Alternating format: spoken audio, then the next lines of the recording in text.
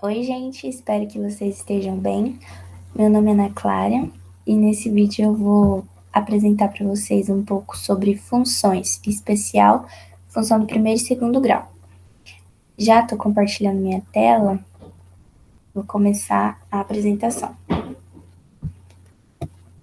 Então, função do primeiro grau, também chamada de função afim.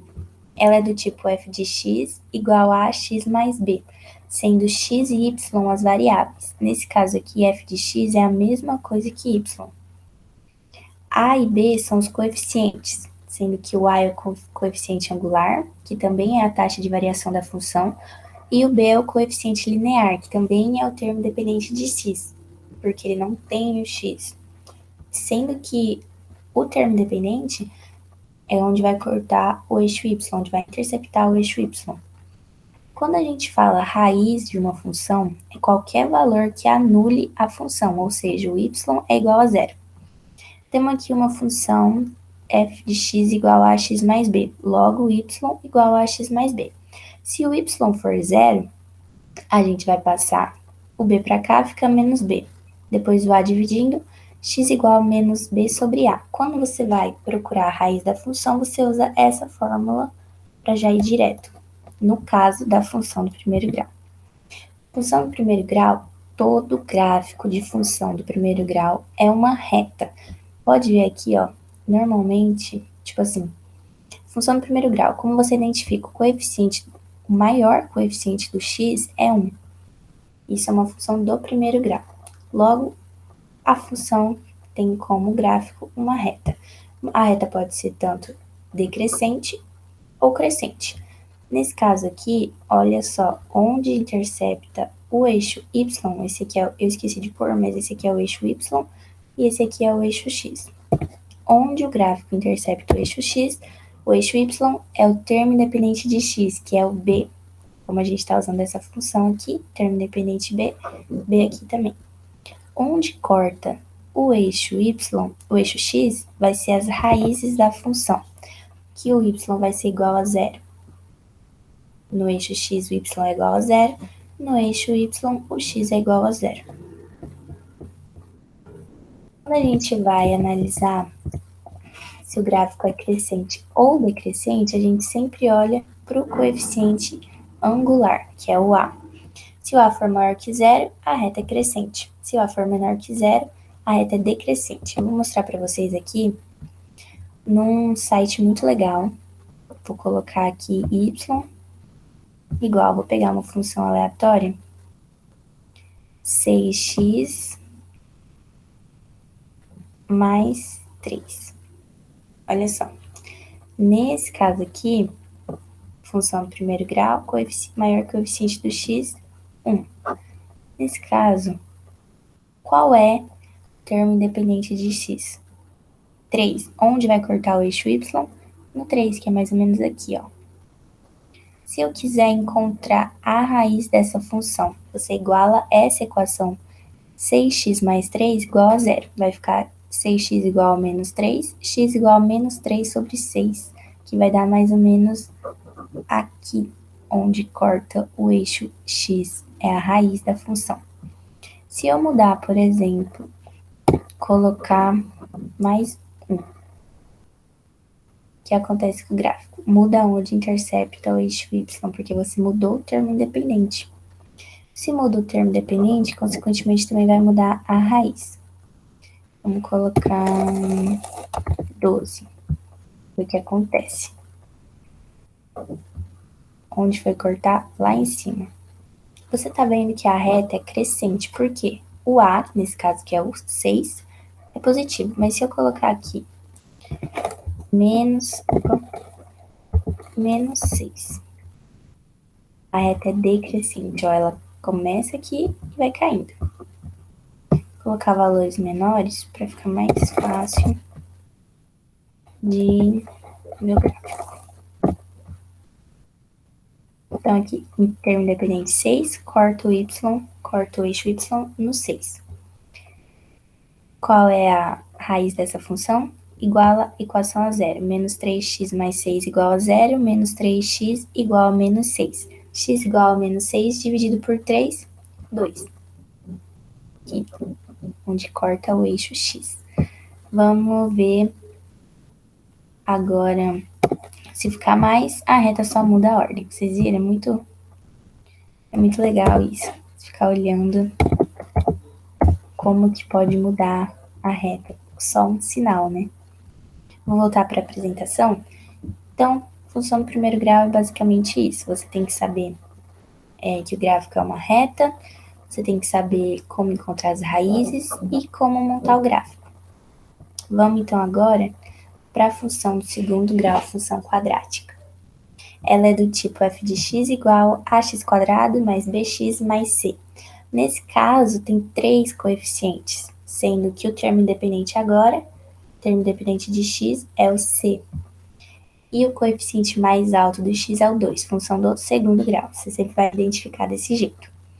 Nesse caso, a função do segundo grau apresenta duas raízes que você vai calcular pela famosa fórmula de Bhaskara, que é menos b mais ou menos raiz quadrada de delta sobre 2a, sendo que o delta é b quadrado menos 4ac. Essa fórmula você vai usar toda vez que precisar calcular as raízes da função do segundo grau. Depois de calcular as raízes, que a gente chama de x1 ou x2, tem essas relações de Girard aqui. Soma das raízes, menos b sobre a, sendo que o b, o a e o c são esses coeficientes aqui, os coeficientes que vão aparecer na sua função. Então, soma das raízes x1 mais x2 menos b sobre a. Produtos das raízes, x1 vezes x2, c sobre a. Você lembra desse delta aqui?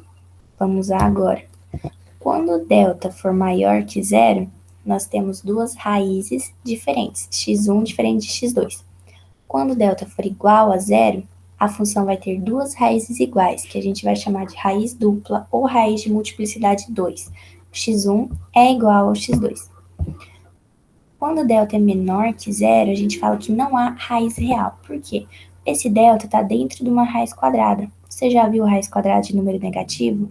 Não no conjunto dos reais, no conjunto dos números complexos aparece, mas a gente não vai discutir isso agora.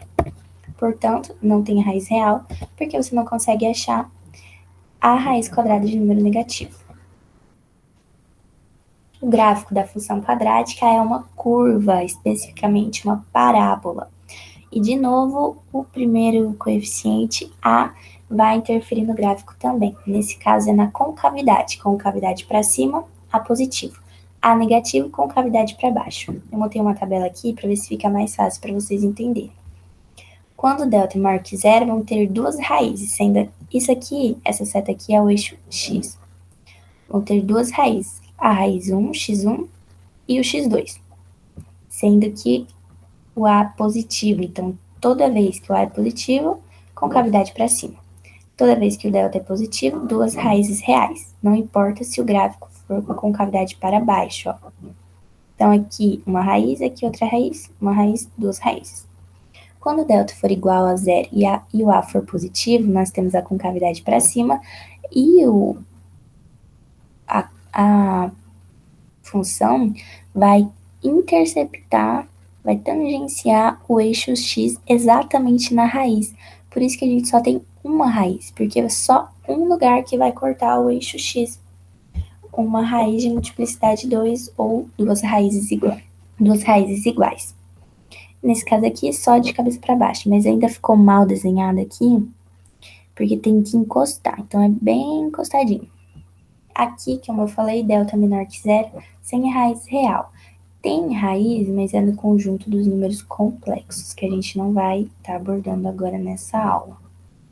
Então, fica assim, meio que flutuando, ó. Não passa pelo eixo x. Eu vou mostrar, então, como que é uma função do segundo grau aqui nesse coisinho aqui, nesse aplicativo. Vamos ver. Isso aqui já é uma função do segundo grau. Você não precisa ter necessariamente os três coeficientes. Nesse caso, o coeficiente b, que é o bx, é igual a zero. B é zero, porque não tem nenhum número, nenhuma variável aqui x, só tem x ao quadrado. Então, vamos ver como que fica. Olha só. Duas raízes Concavidade para baixo, porque o A é negativo, onde corta o eixo Y, o termo independente de x. Vamos ver uma função aqui mais legal para escrever. Então, vou botar agora A positivo. Então, vou colocar 2x² mais x menos 1. Vamos ver como é que vai ficar esse gráfico. Olha só, concavidade para cima porque o A é positivo. Quantas raízes? 2 raízes reais. Corta o eixo x em 2 lugares diferentes. Menos 1, onde o gráfico corta o eixo y, termo independente. Vamos ver agora o resto da aula. Função do segundo grau, forma fatorada. O y, que é o f de x, também pode ser escrito dessa forma. Você pega o primeiro coeficiente a, que multiplica um x aleatório, um x que você quer encontrar, ou um x que você conhece, menos uma raiz, vezes o mesmo x. Esse x e esse aqui são o mesmo, menos a outra raiz. Isso aqui esqueci de pôr, mas é tudo multiplicado, tá bom? E o vértice da parábola, que pode ser o ponto de máximo ou o ponto de mínimo. Você vai usar essas duas fórmulas. São duas... Ah, que saiu errado. Mas são duas fórmulas. X do vértice é a soma das raízes dividido por 2, é a média. E a soma das raízes a gente viu lá no início, menos b sobre a. Então, também pode ser escrito menos b sobre 2a, o x do vértice. E o y do vértice é a menos delta sobre 4a, sendo que o delta é b ao quadrado menos 4ac. Vamos voltar no GeoGebra para a gente ver isso aqui, ó, vértice de parábola, porque é muito, muito importante.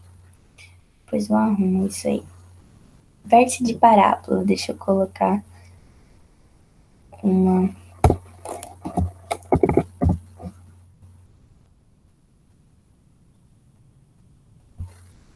outra função aqui.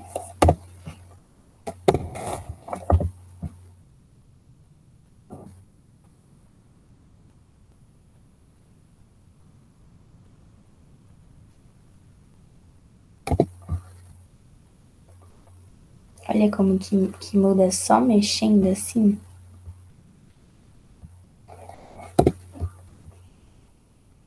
Legal, né? Deixa eu ver qual número eu vou pôr. Aqui eu vou colocar 2. Tá bom. Talvez dê para vocês entenderem assim. O x do vértice é o ponto... Nesse caso aqui, como a concavidade é para cima, o x do vértice vai ser ponto de... O x do vértice e o y do vértice vão ser ponto de mínimo. É o menor valor que a função assume. Pode ver que não tem mais nenhum valor que corta o eixo y depois desse daqui, depois do menos 2. Não tem. Então, o conjunto imagem vai ser só daqui para cima.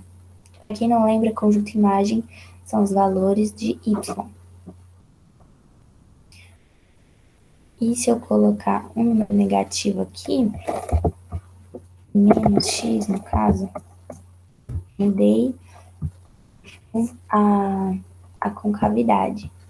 Agora ela é